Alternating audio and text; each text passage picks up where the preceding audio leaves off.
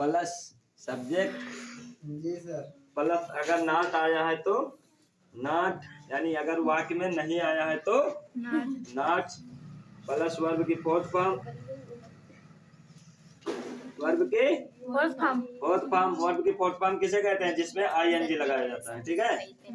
Plus object plus other word, other word मतलब कोई अन्य शब्द आए है तो, ठीक। अंत में रहेगा क्वेश्चन मार्क प्लस लगाकर, ठीक है। अब जैसे क्या लिखा है?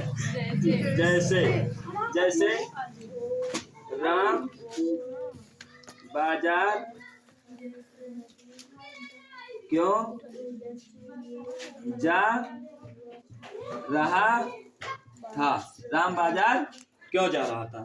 तो क्यों जो लिखा है ये प्रश्नवाचक है। क्यों जो लिखा है ये प्रश्न पूछ रहा है। प्रश्न कौन पूछ रहा है? क्यों।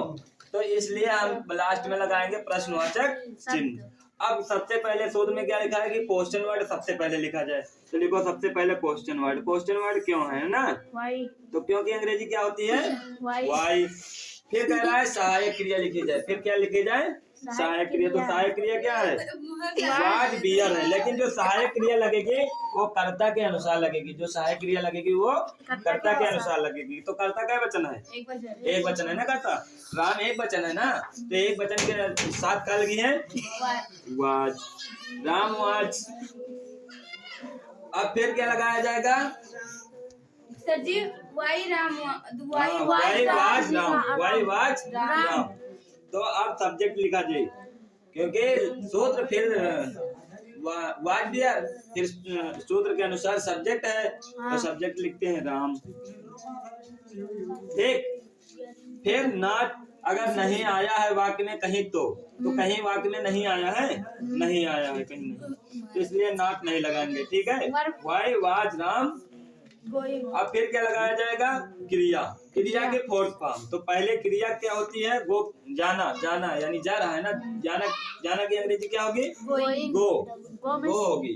अब उसका फोर्थ फॉर्म बनाने के लिए हम उसके साथ आईएनजी लगाएंगे, तो Ram was go plus ING, going. अब फिर क्या कह रहा है? ऑब्जेक्ट।